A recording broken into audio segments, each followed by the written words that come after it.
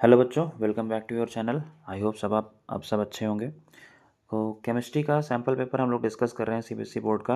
और हम लोगों ने इसमें जो 2 लेक्चर्स हम लोग इसमें कवर कर चुके हैं। और इसमें हम लोगों ने सेक्शन ए के, सेक्शन बी के, सेक्शन सी के पिछले वीडियोस में क्वेश्चंस हम लोगों ने कवर कर लिए हैं। आज हम लोग का जो एम है वो है सेक्शन डी और सेक्शन ई के सारे क्वेश्चंस को लगभग हम लोग कवर करेंगे इस वीडियो में। ठीक है, तो आइए शुरू करते हैं। ओके, तो सेक्शन डी क्वेश्चन नंबर यहाँ से आपका शुरू होगा। ठीक, सेक्शन डी का स्टार्ट करते हैं।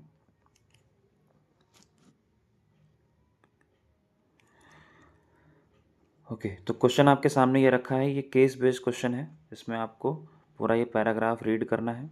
पैराग्राफ रीड करना है और उसके बाद क्वेश्चन नंबर ये 29 की बात कर रहे हैं हम। पूरा पैराग्राफ रीड करने के बाद कुछ जो क्वेश्चंस दिए हुए हैं उनको सॉर्ट आउट करना है। ठीक है, तो अब हम लोग आते हैं अपने ओके। तो क्वेश्चन पहले हम लोग पढ़ते हैं क्या है, पैराग्राफ बाद में देखेंगे, क्योंकि जो केस बेस्ड क्वेश्चंस होते हैं उसमें मोस्टली ही कि डिपेंड करता है कि पैराग्राफ में क्वेश्चंस के आंसर हों। बाकी अपना दिमाग ही लगाना होता है मोस्टली। तो क्वेश्चन है हमारे पास सबसे पहला कि predict the expression of rate of reaction for the following. ठीक है, रेट ऑफ रिएक्शन निकालना है। रेट ऑफ रिएक्शन इसमें कैसे निकलेगा? एक रिएक्शन आपको दी हुई है H2 plus Br2 gives 2HBr, ये रिएक्शन दे रखी है। अब आप देखेंगे इसमें ऑर्डर निकालना है। तो ऑर्डर निकालने के लिए आपको क्या करना है? तो rate is equal to K concentration of H2 to the power x और concentration of Br2 to the power y। अब देखते हैं पैराग्राफ में इसमें कुछ दिया होगा, जाहिर सी बात है बिल्कुल कुछ ना कुछ दिया होगा इसमें। अब देखिए इसमें जब आप रीड आउट करेंगे तो एक मिनट में दिखाता हूँ आपको। ये देखिए इसमें दिया हुआ है साफ साफ कि when hydrogen gas reacts with bromine, the rate of reaction was found to be proportional to the concentration of H2। proportional to the concentration of H2 का मतलब ये हो गया H2 to the power 1 and square root of the concentration of Br2। मतलब Br2 की power का क्या है, मतलब Br2 concentration का क्या है, स्क्वायर रूट, मतलब उसकी पावर हाफ। तो हमारा जो ऑर्डर हो जाएगा, ऑर्डर क्या हो जाएगा, x की वैल्यू कितनी है 1 और y की वैल्यू कितनी है हाफ। तो मतलब x प्लस वाई जो हमारा ऑर्डर हो गया दैट विल बी 3/2। ठीक है, 1 प्लस हाफ 3/2। तो what are the units of rate of constant, rate constant. Unit के लिए आपको क्या करना है? तो यूनिट के लिए आपको इसमें ऑर्डर ऑफ रिएक्शन पता होना चाहिए। तो एक फार्मूला क्या होता है, यूनिट ऑफ के जो हमारा होता है, यूनिट ऑफ के इज इक्वल टू क्या होता है, मोल पर लीटर पर second upon mole per litre to the power n। n क्या होता है, ऑर्डर ऑफ रिएक्शन। यहाँ पे जो हमारा ऑर्डर ऑफ रिएक्शन क्या दे रखा है, दैट इज 3/2। तो इसके लिए क्या होगा, जब आप यहाँ पे रखेंगे तो this will B mole per litre पर सेकेंड अपॉन मोल, और मोल पर लीटर की पावर 3/2 होगी तो मोल की पावर 3/2, ये हो गया 3/2 माइनस। अब इसको सॉल्व करेंगे तो ये हो जाएगा मोल टू द पावर -1/2 और ये ऊपर जाएगा तो ये हो जाएगा mole litre to the power, ये प्लस हो जाएगा -1/2, ये +1/2 पर सेकेंड। तो ये आपका यूनिट ऑफ रेट कांस्टेंट आ जाएगा। ठीक है, अब इसके बाद हम लोग अगला क्वेश्चन देखते हैं। How will the rate of reaction be affected when concentration of Br2 is tripled. अब देखो Br2 की कॉन्सेंट्रेशन अगर हम ट्रिपल कर दे रहे हैं तो यहाँ पे क्या है, यहाँ पे Br2 की पावर कितनी है 1/2। अगर हम इसकी रिएक्शन मतलब इसका जो क्या नाम है कॉन्सेंट्रेशन ट्रिपल कर देंगे तो ये क्या है, इसकी 3 की पावर भी 1/2 लग जाएगा। तो जो न्यू रेट होगा वो क्या हो जाएगा, new rate will be R dash is equal to K, ये √3 बाहर ले लीजिए, मान लीजिए इसको हटा देते हैं अभी। तो ये हो गया √3 H2 और Br2 to the power half. ठीक, टू द पावर हाफ। तो ये पहले का √3 टाइम्स हो जाएगा अगर हम Br2 की कॉन्सेंट्रेशन ट्रिपल कर देते हैं। इसमें और में भी एक ऑप्शन दिया, what changes in the concentration of H2 will triple the rate of reaction. अब ये पूछ रहा है कि हम अगर इसको हटा देते हैं यहाँ से। अब देखिए यहाँ पे देखिए कि अगर आपसे पूछ रहा है कि हाइड्रोजन की कॉन्सेंट्रेशन में क्या चेंज करें कि रेट ट्रिपल हो जाए, तो जाहिर सी बात है इसकी पावर यहाँ पे कितनी है 1, एक्स की वैल्यू कितनी है 1। तो यहाँ पे जितना करेंगे उतना ही रेट उतने टाइम्स हो जाएगा। तो अगर यहाँ पे रेट को कितना कितना करना है, हमें 3 टाइम्स करना है, ट्रिपल करना है, तो this will B 3 times concentration हमको क्या करनी पड़ेगी, 3 टाइम्स हाइड्रोजन की इंक्रीज़ करनी पड़ेगी। तो 3 टाइम्स हमको यहाँ पे हाइड्रोजन की कॉन्सेंट्रेशन करनी पड़ेगी। ठीक, अब इसको हम नेक्स्ट क्वेश्चन देखते हैं। Suppose a reaction between A and B was experimentally found to be first order with respect to both A and B, so the rate equation will be which of these। मतलब एक rate equation दे रखी है, इसको थोड़ा सा बड़ा कर लेते हैं।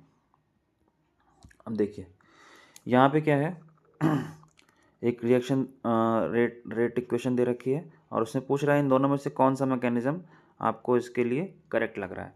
तो चूंकि ऑर्डर ऑफ रिएक्शन क्या है 2, इसका मतलब ये हुआ अब रेट में ए और बी दोनों का इन्वॉल्वमेंट है, तो ऐसा मैकेनिज्म होना चाहिए जिसके स्लो स्टेप में ए और बी दोनों कॉन्सेंट्रेशन हो। अब जैसे इसका स्लो स्टेप है, जो रेट डिटरमाइनिंग स्टेप है, उसमें सिर्फ ए इन्वॉल्व है, बी है ही नहीं। बी किस में है, फास्ट में, तो ये मैकेनिज्म आपका नहीं माना जाएगा। लेकिन मैकेनिज्म 2 में क्या है, स्लो स्टेप में ही ए भी है और बी भी है। इसका मतलब ये वाला मैकेनिज्म ज़्यादा अप्रोप्रिएट है for this expression of rate of reaction. ठीक है, तो नेक्स्ट क्वेश्चन में हम लोग बढ़ते हैं आगे।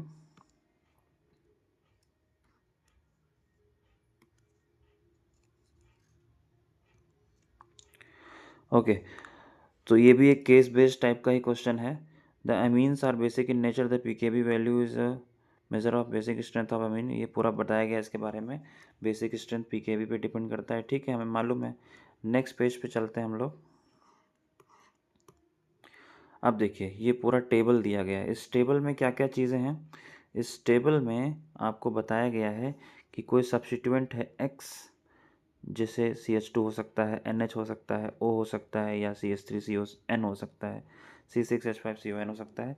और इन सब्स्टिट्यूएंट की इलेक्ट्रोनेगेटिविटी की वैल्यू दी हुई है, इलेक्ट्रोनेगेटिविटी की वैल्यू दी हुई है। और उसके बाद आपको नेक्स्ट पैराग्राफ में, मतलब नेक्स्ट कॉलम में आपको दिया गया है ये सब्स्टिट्यूटेड पिपरिडीन कंपाउंड। ये पिपरिडीन, अगर इसमें पिपरिडीन में आपको CH2 लगा दे रहा है तो ये हो जा रहा है, NH लगा दे रहा है तो ये हो जा रहा है, O लगा दे रहे हैं तो ये हो जा रहा है, और ये पूरा कंपाउंड बन जा रहा है अगर ये लगा दे रहे हैं। और उसके बाद बेसिक करेक्टर बताने के लिए यहाँ पे pKa की वैल्यू दे रखी है। ध्यान दीजिएगा, pKa की वैल्यू दे रखी है, pKb नहीं दिया हुआ है। तो आप यहाँ पे सबसे पहले अभी pKb निकाल सकते हैं। ठीक है, pKb जब आप निकालेंगे तब आपको करना क्या है, अब चूँकि pKa plus pKb is equal to 14, तो pKb जब आपको निकालना होगा, so this will be 14 minus pKa।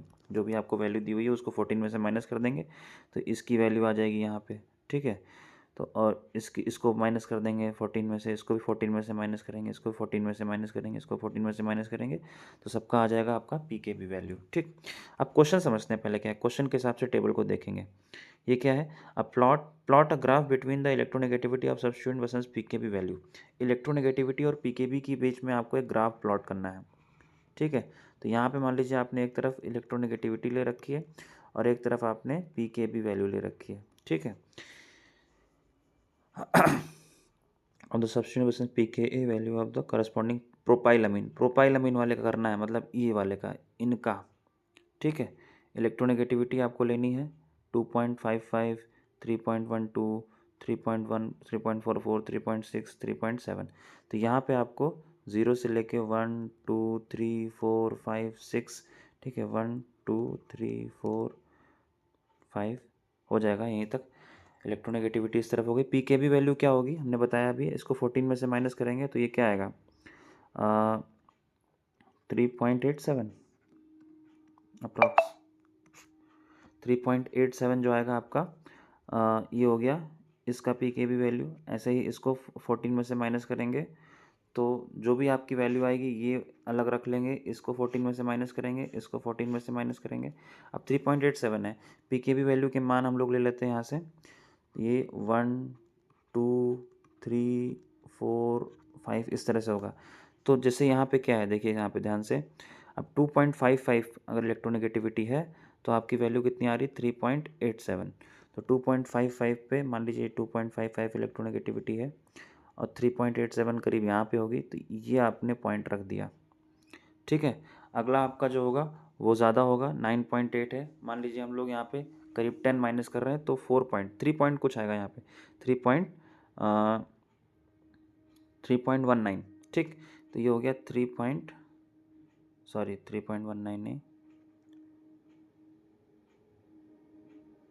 4.19।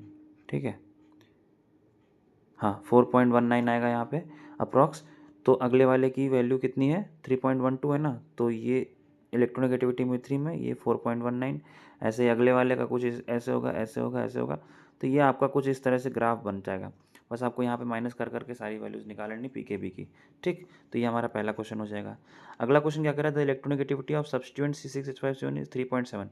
What is the expected pK value of the compound. ये अब देखिए C6H5CON की इलेक्ट्रोनेगेटिविटी कितनी दे रखी है, इसको पहले मैं हटाता हूँ यहाँ से सारा। ठीक, इसकी इलेक्ट्रोनेगेटिविटी दे रखी है 3.7। What is the expected pK value of the compound, ये यहाँ की वैल्यू पूछ रहा है, ये जहाँ पे डैश मार रखा है इसने। अब देखिए आप एक ट्रेंड देखिए, इसमें कोई बहुत ज़्यादा दिमाग नहीं लगाना है आपको, ट्रेंड में ये रखना है कि देखिए जैसे जैसे इलेक्ट्रोनेगेटिविटी क्या हो रही है, बढ़ रही है ना। यहाँ पे 2.5 था, 3.12, 3.44, 3.6, 3.7। इलेक्ट्रोनेगेटिविटी जैसे जैसे बढ़ रही है, ये देखिए इसकी पी के ए वैल्यू क्या हो रही है, कम हो रही है। इसकी पी के ए वैल्यू क्या हो रही है, कम हो रही है। ठीक, तो अब चूंकि इससे कम हुई यहाँ पहुँची, इससे कम हुई यहाँ पहुँची, 9.45, 9.45 से 2.8। अब जो अगली वैल्यू होगी वो 9.28 से कम ही होगी। तो इन इसकी ऑप्शंस दे रखे हैं, देखिए यहाँ पे दिखाता हूँ मैं आपको। ये देखिए इसके ऑप्शन में 9.9, 9.5 और 9.3, 9.1। इसमें वो वैल्यू आपको चूज़ करनी है जिसकी वैल्यू किससे कम हो, 9.28 से। तो 9.28 से कौन सा कम है इसमें, 9.28 से कम कौन सा, ये ज़्यादा है, ये ज़्यादा है, ये ज़्यादा है। तो 9.1 आपका क्या हो गया, आंसर हो गया उसके लिए। ठीक, नेक्स्ट क्वेश्चन देखते हैं। The pK value of the substituted piperidine formed with substituent X is found to be 8.28। तो ये किसकी वैल्यू दे रखी है, पी के ए वैल्यू की, substituent X is found to be 8.28, बताया नहीं गया कौन सा है।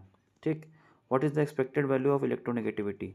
तो अब आपको देखना है 3.5, 3.4, 3.8, 3.1 इनमें से कौन सा एक्सपेक्टेड है। अगर electronegativity is found to be, sorry P K A value is 8.28, कौन सा, पिपरीडीन वाले कॉलम में देखना है। पिपरीडीन वाले कॉलम में जाइए, 8.28 वैल्यू देखिए, 8.28 कहाँ पे लाई करता है। तो अब आप देखें पिपरीडीन वाला कॉलम कौन सा है, पिपरीडीन वाला कॉलम हो गया हमारे पास ये वाला। ठीक, ये जो पहला लाइन बना हुआ है।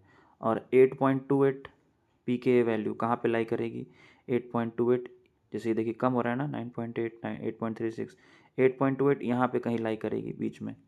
तो ये यहाँ की वैल्यू जो होगी वो 3.4 और 3.6 के बीच में होगी। अब ऑप्शन में आपको कौन सा दे रखा है, 3.4 और 3.6 के बीच में कौन सी वैल्यू दे रखी है, 3.1। ठीक, 3.5 तो ज़्यादा है, 3.4 तो है ही नहीं, हो ही नहीं सकती, 3.8 ज़्यादा है, 3.1 क्या है उसके बीच की वैल्यू है। तो ये आपका आंसर यहाँ पे हो जाएगा। उसके बाद एक और चीज़ पूछ रहा है, what is the most, next question, what is the most suitable pK value for the substituent propylamine found with the substituent with electronegativity 3। Propylamine में इलेक्ट्रोनेगेटिविटी अगर 3 है तब आप क्या करेंगे। तो प्रोपाइलअमीन वाले में देखते हैं हम लोग इलेक्ट्रोनेगेटिविटी 3 वाला। तो प्रोपाइलअमीन वाले ये हैं, इसकी इलेक्ट्रोनेगेटिविटी क्या है, 3 है। 3 कहाँ लाई करेगा, 3 यहाँ कहीं लाई करेगा, ये देखो 2.5 है, 3.12 है, यहाँ पे लाई करेगा कहीं। तो इसके बीच में किसकी वैल्यू आनी चाहिए, 10.67 और 10.08 के बीच में वैल्यू आनी चाहिए। तो 10.67 कौन सा है, 10.67 ये हो गया, और 10.08 हो गया, ये भी नहीं हो सकता। 10.15 ये देखिए ये कम हो गया, क्या वैल्यू थी, सॉरी 3, एक मिनट, हाँ 10.67 और 10.08 के बीच में आनी चाहिए, 10.67 और 10.08 के बीच में।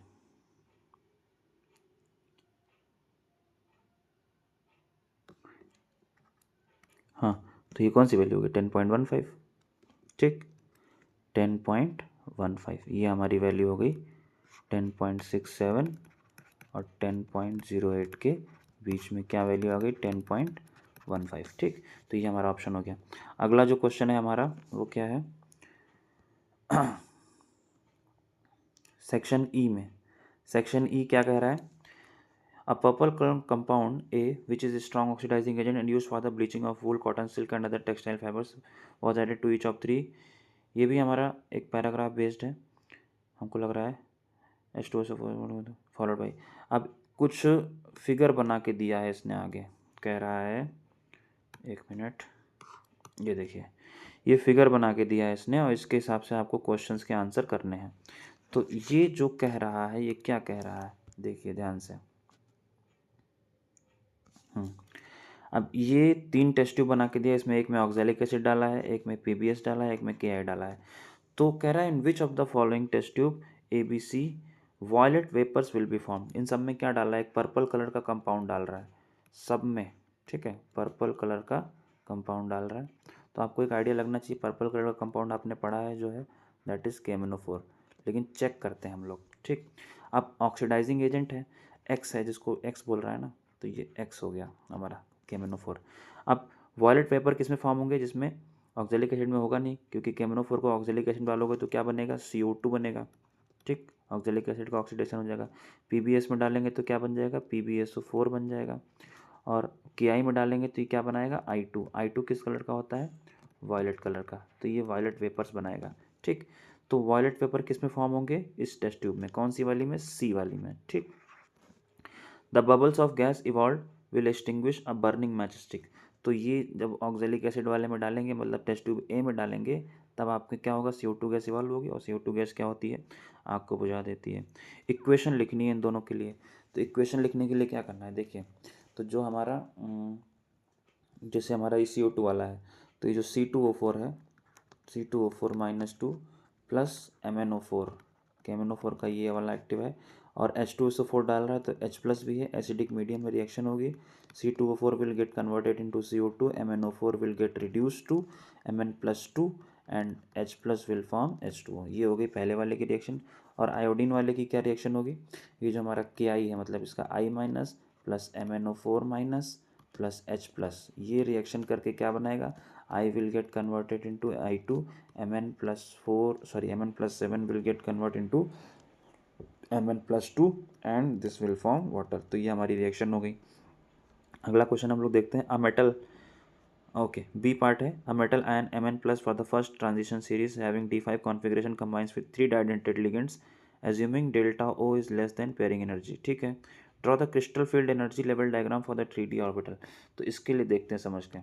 अब D5 कॉन्फ़िगरेशन दे रखा है, कितना कॉन्फ़िगरेशन दे रखा है, D5, और D5 कॉन्फ़िगरेशन में भी आपको कंडीशन दे रखी है दैट डेल्टा O, मतलब जो CFSE है वो पेयरिंग एनर्जी से कम है। अब पेयरिंग एनर्जी से कम है, इसका मतलब क्या होगा, पेयरिंग नहीं होगी, मतलब आपका वीक फील्ड वाला केस होगा। तो जैसे आप क्या कर रहे हैं, draw crystal field energy level diagram, तो आपको पहले तो डायग्राम बनाना है। डायग्राम कैसे बनेगा, तो ये जैसे हमारे पास क्या है, ये नॉर्मल वाली D ऑर्बिटल है, ठीक, नॉर्मल वाले D ऑर्बिटल, इसकी थोड़ी सी एनर्जी करके हम बढ़ा देंगे हम लोग, जो कि टूटने से पहले एक अनस्टेबल स्टेट होती है, ठीक, ये D ऑर्बिटल। अब इसको हम लोग क्या करेंगे, स्प्लिट करेंगे क्रिस्टल फील्ड थ्योरी के हिसाब से। स्प्लिट करने के बाद हम लोग 3 ऑर्बिटल्स नीचे और 2 ऑर्बिटल्स ऊपर, ये हमारा बैरी सेंटर हो गया पूरा। ये हमारा पूरा क्या होता है, पूरा है हमारा डेल्टा O, ठीक। अब इसमें कितने इलेक्ट्रॉन भरने हैं, D5, मतलब D5 है ना कॉन्फ़िगरेशन। अब देखिए यहाँ पे D5, ठीक, तो ये 1 2 3 4 5 इलेक्ट्रॉन है। तो अब चूंकि पेयरिंग एनर्जी ज़्यादा है तो पेयरिंग होगी नहीं, तो 1 2 3 और ये हो गया 4 और ये हो गया 5, ठीक है। तो ये डायग्राम बन गया। What is the hybridization of Mn+ in the complex. अब चूंकि ऑक्टाहेड्रल है, ऑक्टाहेड्रल है और हाइब्रिडाइजेशन पूछ रहा है। अब चूंकि 5 अनपेड इलेक्ट्रॉन्स हैं, तो इसके बाद क्या होगा भाई, ये हमारा 3D है, ठीक, ये 3D है। उसके बाद क्या होगा, 4s होगा, उसके बाद क्या होगा, 4p होगा, और लास्ट में क्या होगा हमारे पास, ये होगा 4D 4p, ठीक। अब देखिए चूँकि यहाँ पे क्या हो रहा है, यहाँ पे आपके पांचों ऑर्बिटल्स पूरे पूरे क्या हैं, अनपेयर्ड इलेक्ट्रॉन से भरे हुए हैं। तो हाइब्रिडाइजेशन जो होगा वो हाइब्रिडाइजेशन हमेशा कहाँ से शुरू होगा, यहीं से शुरू होगा। तो sp3d2 हो सकता है यहाँ पे, क्योंकि पेयरिंग होगी नहीं, आपको दे रखा है sp3d2 हो जाएगा hybridization. Name the type of isomerism exhibited by the complex. अब चूंकि 3 डाइडेंटेट लिगेंड है, तो सपोज मान लीजिए हमारे पास ये m है और इसमें डाइडेंटेट लिगेंड लगी हुई है 3, तो ये किस तरह से बनेगा, मान लीजिए ये डाइडेंटेट लिगेंड है कोई AA, तो ये कुछ एक इस तरह से बनाएगा, ठीक है, एक इस तरह से बनाएगा और ये एक इस तरह से AA बनाएगा। अब देखिए क्या होगा यहाँ पे, इसको पहले ऐसे बंद कर देते हैं, थोड़ा सा ऑक्टाहेड्रल लगने लगे, ठीक है।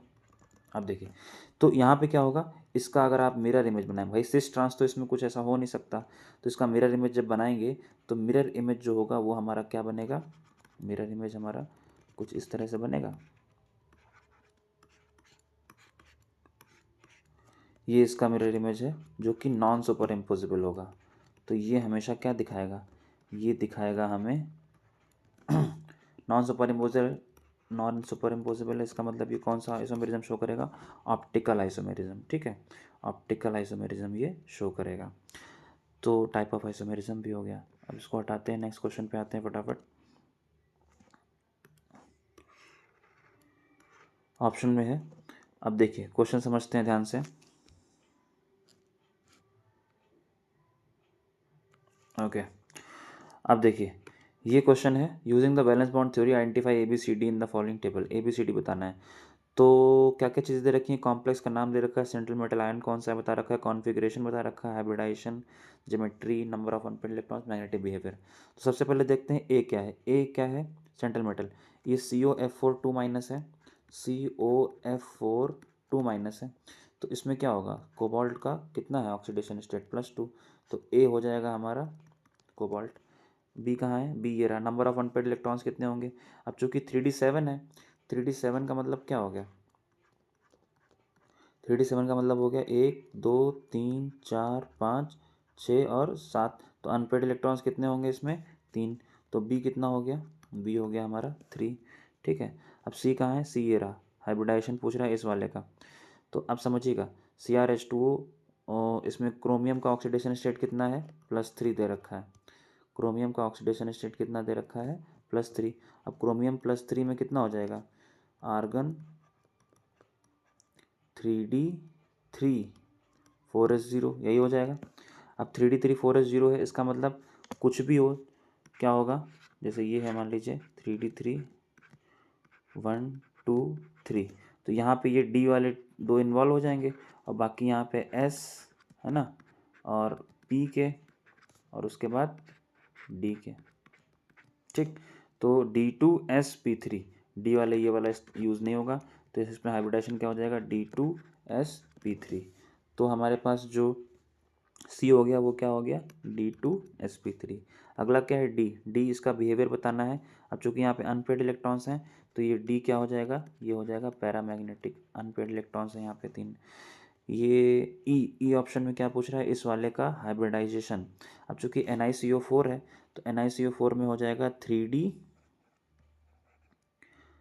कितना हो जाएगा, NiCO4 में हमारा निकल पे ऑक्सीडेशन स्टेट कितना होगा, 0, और निकल आता है 28 पे, तो हो जाएगा 3D8 4s2।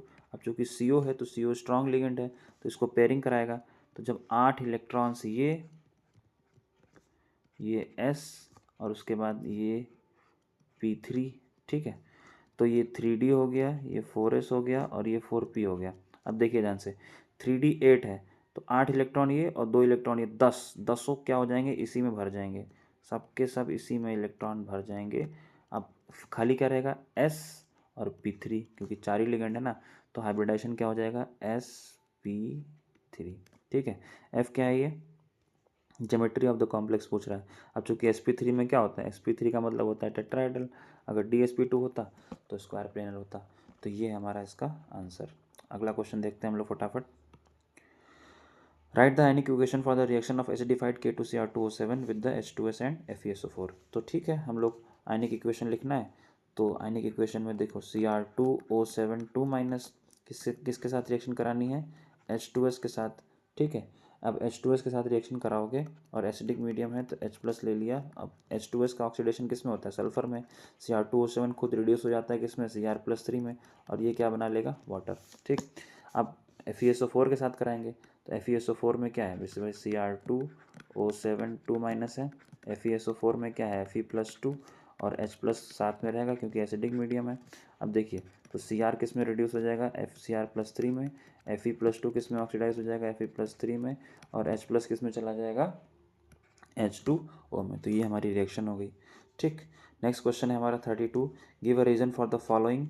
The reaction of ethanol with acetyl chloride is carried out in presence of pyridine। Ethanol की रिएक्शन, एथेनॉल मतलब C2H5OH, इसकी रिएक्शन किसके साथ, एसिटाइल क्लोराइड। तो ये हो गया CH3COCl।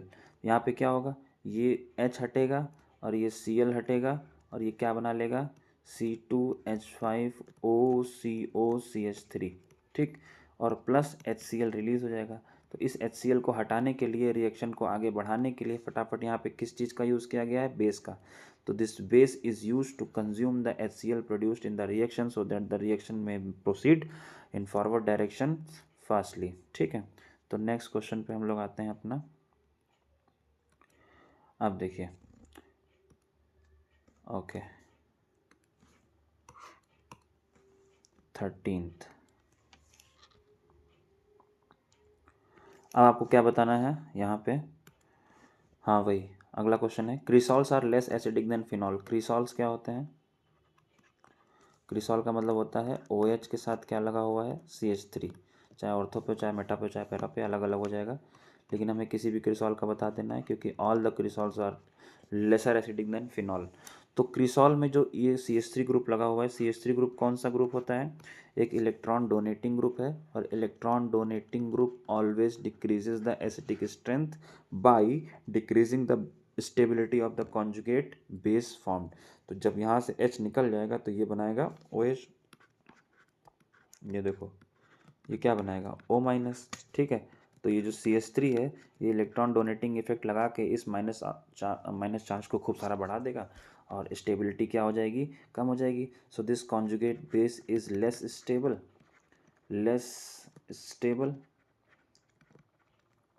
ठीक, इसलिए this is less acidic. Phenol क्या हो जाएगा, more acidic. Electron withdrawing group जो होते हैं वो हमें क्या करते हैं, वो एसिडिक स्ट्रेंथ को इंक्रीज कर देते हैं। ठीक है, अब देखिए अगला क्वेश्चन है कहाँ गया, Williamson process is use for the preparation of ethers from alkyl halide. ठीक है, identify the alkyl bromide and sodium alkoxide use for the preparation of 2-ethoxy-3-methyl pentane. एक ईथर दे रखा है, ये इतना बड़ा सा नाम दिया हुआ है। ठीक है, डरना नहीं है इससे। तो पहले इसका IUPAC नाम दिया हो और उसका स्ट्रक्चर बनाना हो तो नाम को पीछे से पढ़ते हैं। पेंटेन दिया हुआ है ना सबसे पहले, तो पेंटेन बना लिया भैया, ये रहा हमारा पेंटेन, मतलब ये 5 कार्बन हो गए। 3 मिथाइल है तो ये मान लीजिए ये हमारा 3 मिथाइल हो गया। ठीक, और 2 इथॉक्सी है तो ये मान लीजिए हमारा क्या हो गया, 2 इथॉक्सी। इथॉक्सी मतलब OC2H5। अब इसमें सारे हाइड्रोजन लगा लेते हैं, CH3 CH2 H H CH3, ये स्ट्रक्चर हो गया। ये ईथर बनाना है हमको, तो इसमें कौन सा हमको एल्किल ब्रोमाइड लेना है और कौन सा सोडियम एल्कोक्साइड लेना है।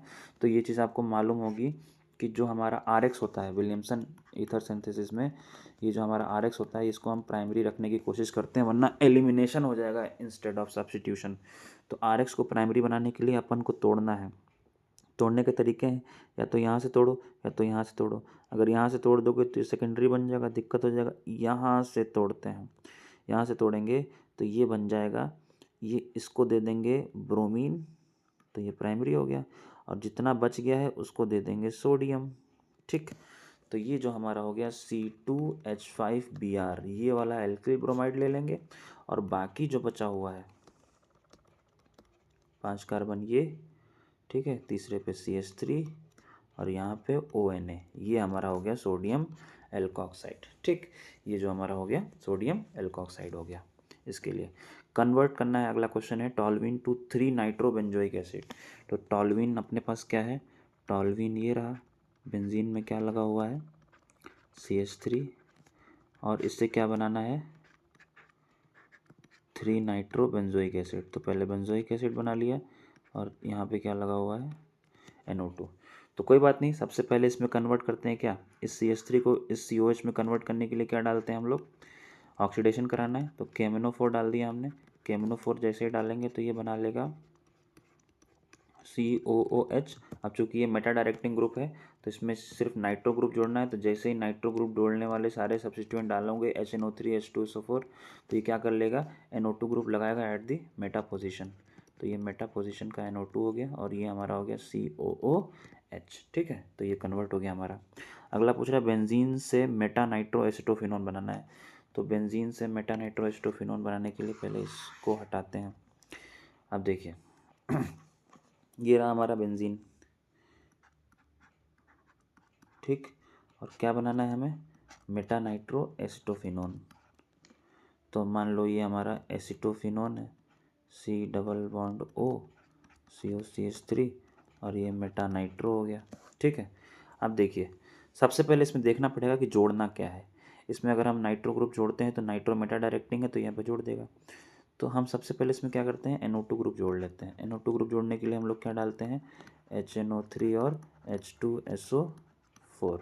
तो ये डालेंगे जैसे बेंजीन में, सबसे पहले तो क्या होगा NO2 ग्रुप लग जाएगा। NO2 ग्रुप लगने के बाद इसमें क्या कर दो फ्रीडल क्राफ्ट एसाइलेशन रिएक्शन करा दो। फ्रीडल क्राफ्ट एसाइलेशन रिएक्शन में क्या होगा, ये CH3CuCl in presence of AlCl3 will give what NO2। तो ठीक है, ये जो एसाइल ग्रुप है ये मेटा पोजिशन पे क्या आके क्या हो जाएगा, ये आके जुड़ जाएगा। तो ये बन गया हमारा, ये सेम प्रोडक्ट है जो ये वाला है। ठीक है, तो ये हमारा कंप्लीट हो गया इसका क्वेश्चन। अगले क्वेश्चन पे आते हैं। Out of formic acid and acetic acid which one will give HVZ reaction. HVZ reaction कौन देता है, HVZ रिएक्शन कौन देता है, अल्फा हाइड्रोजन वाले acetic acid, sorry carboxylic acid. ठीक है, कार्बोक्सिलिक एसिड अल्फा हाइड्रोजन होनी चाहिए। तो फॉर्मिक एसिड क्या है HCOOH, इसमें अल्फा हाइड्रोजन है ही नहीं तो HVZ रिएक्शन देगा ही नहीं। और एसिटिक एसिड में क्या होता है CH3COOH, इसमें अल्फा हाइड्रोजन है। और होती क्या है ये रिएक्शन, ये हमारी ब्रोमीन से रिएक्शन करानी है इन presence of red phosphorus HI। ठीक है, अब क्या करना है, इसके साथ जैसे रिएक्शन होगी तो ये अल्फा हाइड्रोजन हट जाता है, ये अल्फा हाइड्रोजन हट गया, यहाँ पे क्या लग जाएगा ब्रोमीन, बाकी सारी चीज़ें वैसे ही सेम रहेंगी। तो ये बनेगा give a suitable reaction in support of right the chemical reaction. तो ये रिएक्शन हो गई हमारी, एसिटिक एसिड ये रिएक्शन देगा और ये नहीं देगा, हटाइए इसको। ओके, नेक्स्ट क्वेश्चन है हमारा alcohols are acidic in nature but they are weaker acid than water. भाई मानता हूँ, मैं बिल्कुल मानता हूँ। Arrange various isomers of butanol in the increasing order of their acidic nature, give reason for the same। Butanol बनाना है, तो ब्यूटेनॉल क्या होता है, ब्यूटेनॉल हमारा ये हो गया, ठीक, ब्यूटेनॉल। अब इसके सारे आइसोमर्स बनाने हैं, सबसे पहले इसके सारे आइसोमर बना लें। तो ये हो गया ब्यूटेन 1ऑल, ये हो गया ब्यूटेन 2ऑल, उसके बाद प्रोपेन वाले बना लेते हैं 2-3, ये प्रोपेन का हो गया। ठीक है, उसके बाद क्या हो जाएगा, आइसा बन सकता है, ये हो सकता है। ठीक, ये 4 बन गए इसके आइसोमर ब्यूटेनॉल के। पूछ क्या रहा है, arrange the various isomers in order of acidic nature. Acidic nature बताना है किसका ज़्यादा है किसका कम है। तो एसिडिक नेचर के लिए आपको एक मालूम होगी इस चीज़, अगर आपके पास इलेक्ट्रॉन डोनेटिंग ग्रुप बहुत सारे हैं तो एसिडिक नेचर को क्या कर देते हैं, कम कर देते हैं। तो प्राइमरी वाला सबसे ज़्यादा एसिडिक होता है, फिर सेकेंडरी वाला सबसे बेकार कौन सा हो जाता है, टर्शरी वाला। इसमें सबसे पहले प्राइमरी वाला है। प्राइमरी कौन कौन से हैं, देखो ये प्राइमरी है, ठीक है, ये सेकेंडरी है, और ये भी प्राइमरी है, और ये टर्शरी है। तो जाहिर सी बात है प्राइमरी वाले में ये वाला, ये देखो सबसे ज़्यादा एसिडिक कौन सा हो जाएगा, ये पहला वाला ब्यूटेन 1ऑल। उसके बाद हो जाएगा हमारा 2 मिथाइल प्रोपेन 1ऑल। ठीक है, ये हमारे दो, सबसे पहले हो जाएगा ये, उससे कम एसिडिक कौन सा हो जाएगा, ये वाला, और उससे कम एसिडिक कौन सा हो जाएगा, सेकेंडरी वाला, और सबसे कम एसिडिक कौन सा हो जाएगा हमारा, टर्शरी वाला। ये हमारा रीज़न हो गया। रीज़न में क्या है कि जैसे जैसे प्लस आई इफेक्ट इंक्रीज़ होता है, प्लस आई इफेक्ट मतलब कौन सा, electron donating group effect increase होगा, वैसे वैसे एसिडिक नेचर क्या हो जाएगा, एसिडिक कैरेक्टर डिक्रीज कर जाता है। ये हर जगह होता है, ठीक है। तो नेक्स्ट क्वेश्चन पे आते हैं हम लोग फटाफट। An organic compound A, which is a Grignard reagent, is used to obtain 2-methyl butane 2-ol on the reaction with carbonyl compound B।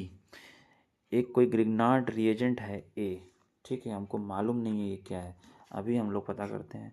ऐसे कैसे बच के बजाएगा ये। अब देखिए A है, ये कोई ग्रिग्नार्ड रिएजेंट है, ये अपन को नहीं मालूम, ठीक। Is use to obtain 2-methyl butane 2-ol।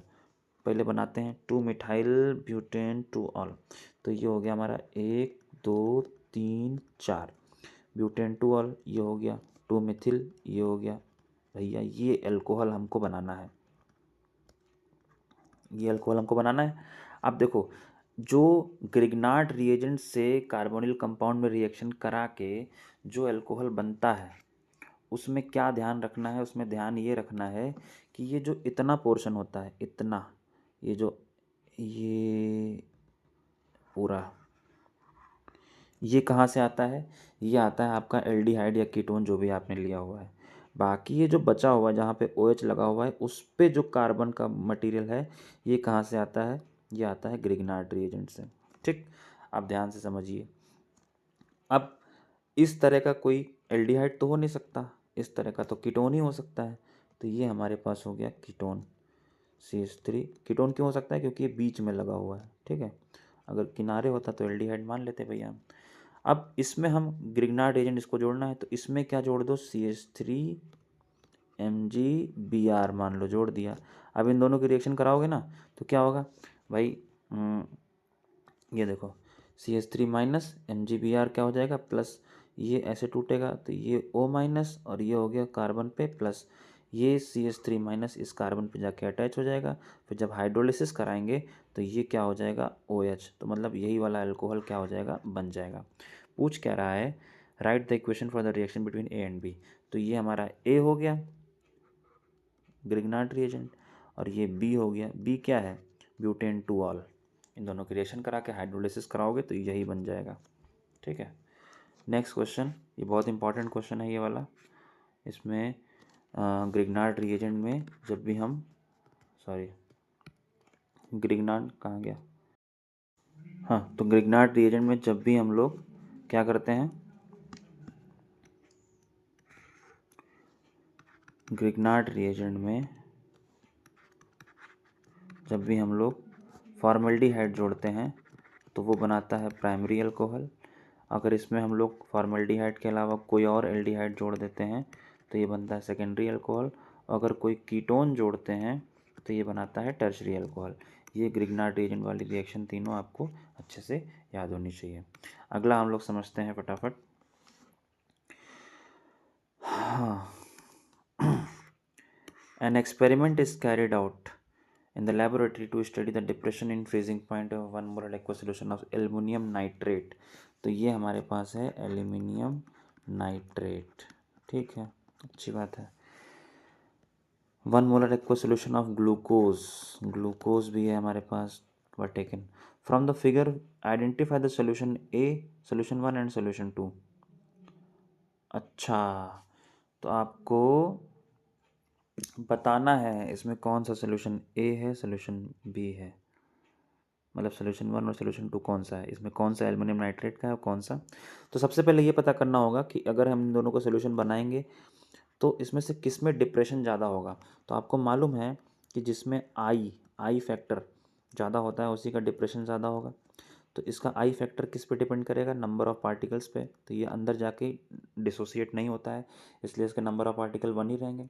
तो मान लेते हैं हम लोग कंप्लीट डिसोसिएशन हो रहा है तो आई इज इक्वल टू क्या हो जाएगा, 1, ठीक।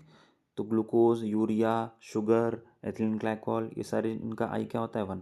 अब चूंकि इसका क्या है, इसके नंबर ऑफ़ पार्टिकल्स क्या है, नंबर ऑफ़ पार्टिकल्स क्या होंगे, इसको जब आप ब्रेक करोगे एल्युमिनियम नाइट्रेट को तो एल्युमिनियम का आयन बनेगा और 3 आयन बनेंगे किसके, नाइट्रेट के।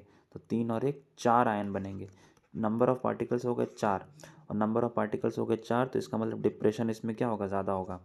तो जो सोल्यूशन ज़्यादा पीछे तक जा रहा है, मतलब ये वाला सोल्यूशन नंबर 2, सोल्यूशन नंबर 2 किसका है, एल्युमिनियम नाइट्रेट का। ठीक है, तो ये T2 जो आ रहा है T2 ये उसका है फ्रीजिंग पॉइंट एल्युमिनियम नाइट्रेट का।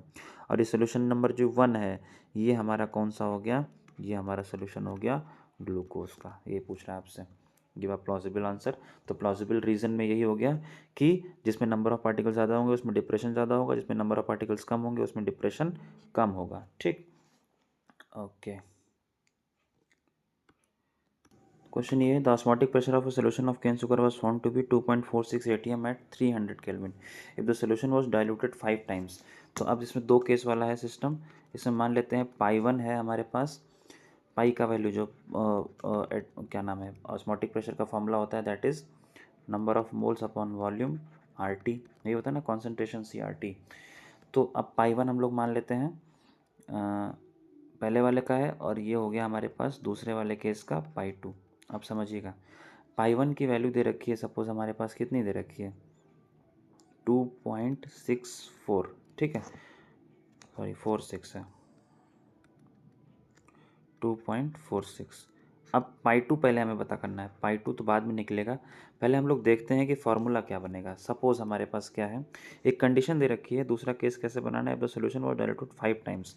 तो अगर मान लेते हैं पहले वाले की वॉल्यूम कितनी है V और दूसरे की वॉल्यूम 5 टाइम्स डाइल्यूट कर दिया गया तो कितना हो गया 5V हो गया।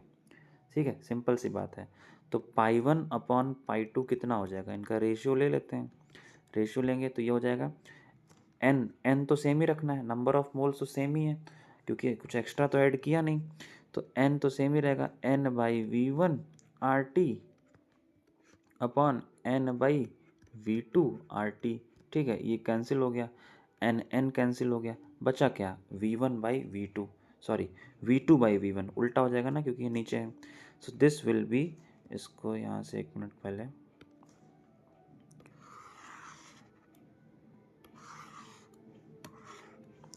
अब देखिए यहाँ पे सॉल्व करते हैं तो ये हो जाएगा pi 1 upon pi 2 is equal to V2 upon V1। तो V2 कितना है हमारे पास 5V अपॉन ये हो गया V। पाई 1 की वैल्यू है 2.46, ये पाई 2 की वैल्यू है, इसको सॉल्व करेंगे तो पाई 2 का आंसर जो भी आपका आएगा वो आंसर आपका आ जाएगा।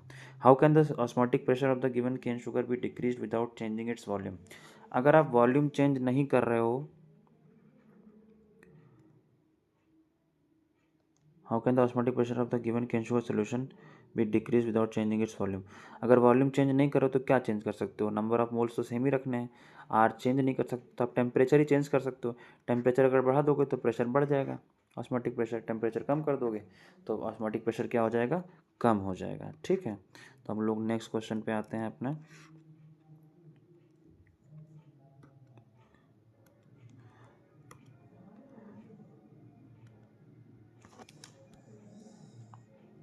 ओके, सो क्वेश्चन है हमारे पास, थोड़ा थ्योरेटिकल क्वेश्चन है। While giving the intravenous injection to the patients the doctor take out most care of the concentration of the solution use. बिल्कुल सही बात है, ये नॉर्मल सलाइन वाले में हम लोग क्वेश्चन आता है, नॉर्मल सलाइन।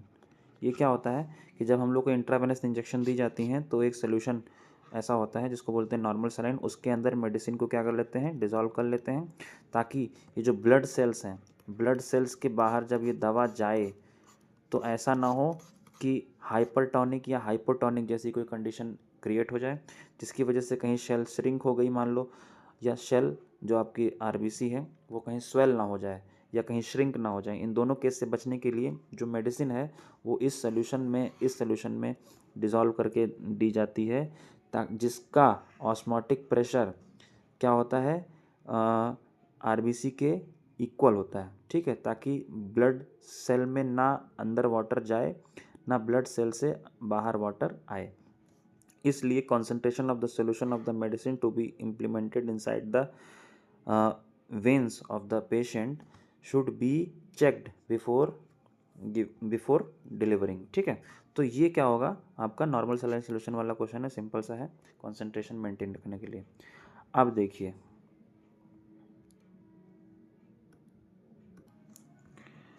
तो ये जो क्वेश्चन है हमारे पास कहाँ गया, ओके लास्ट क्वेश्चन है, अ solution of phenol was obtained by dissolving 2 into 10⁻⁻2 kg of phenol and 1 kg of benzene experimentally it was found to be 73 associated and depression in freezing point निकालना है। तो depression in freezing point delta T F is equal to K F into molality होता है, ठीक है, और आई के साथ होता है। तो चूंकि एसोसिएशन का केस है तो पहले आई निकाल लेते हैं। तो अल्फ़ा इज इक्वल टू होता है i minus one upon n minus one in case of association. अब चूँकि 73% है तो अल्फ़ा हो जाएगा 0.73 इज इक्वल टू आई हमें पता नहीं है आई माइनस वन अपॉन, और चूँकि अंदर जाके डाइमर बनाएगा ये तो पार्टिकल किस 1/n हो गया, डाइमर मतलब हो गया हमारा 2 ये वाला। तो n की वैल्यू 2 1 माइनस 2 1/2 माइनस 1, अब ये हो जाएगा 0.73 is equal to I minus one upon ये हो गया माइनस का 0.5, ठीक है। ये हो जाएगा this implies I minus one is equal to, इसको सॉल्व करेंगे तो ये हो जाएगा 0.15 ठीक है। और ये इधर आएगा तो आई इज इक्वल टू हो जाएगा ये माइनस में आएगा पहले तो, ठीक है। तो आई इज इक्वल टू हो जाएगा 1 माइनस 0.365, इसका मतलब ये हो जाएगा 0.635, आई की वैल्यू इतनी आ गई। तो फार्मूला हमारे पास हो गया। अब चूँकि delta T F is equal to क्या होता है आई, मतलब 0.635 इंटू के एफ का वैल्यू कितना होता है दिया नहीं है इसमें, 5.12 बेंजीन का, ठीक है। और ये हो गया मोलैलिटी मतलब W इंटू 1000, इसका फार्मूला रखते हैं W into 1000 upon M into capital W, ऐसा होता है। तो अब केजी में दिया हुआ है, कोई दिक्कत ही नहीं है।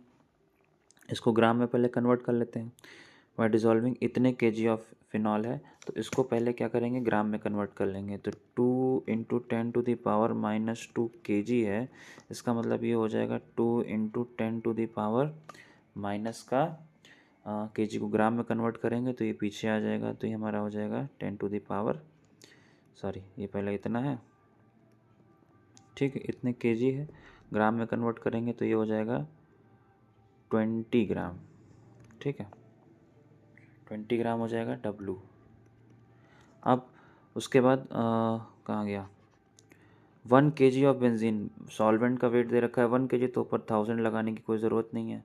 और मोलर मास ऑफ फिनॉल कितना होगा C6H5OH है ना, तो 72 हो गया कार्बन का, प्लस 6 और प्लस 16 कितना हो गया 78 88 94, ठीक है, 78 8 14 94, ठीक है 94 हो गया, ये हमारा हो गया M। अब देखो तो यहाँ पे वैल्यू रखेंगे, W की वैल्यू कितनी है 20 इंटू ऊपर कुछ नहीं लगाना है 1000 लगाना नहीं है, और नीचे हो गया 94, और वेट ऑफ सॉल्वेंट कितना दे रखा है 1 kg। तो इसको सॉल्व कर देंगे, जो भी आएगा आपका डेल्टा TF आ जाएगा, वही आपका आंसर होगा केल्विन में, ठीक है। तो ये था हमारा CBSE का सैम्पल पेपर। अगर कोई क्वेश्चन में किसी को कुछ डाउट होता है तो वो कमेंट सेक्शन में पूछ सकता है। तो मिलते हैं अगली वीडियो में जल्दी ही, तब तक के लिए thank you so much, bye bye, take care.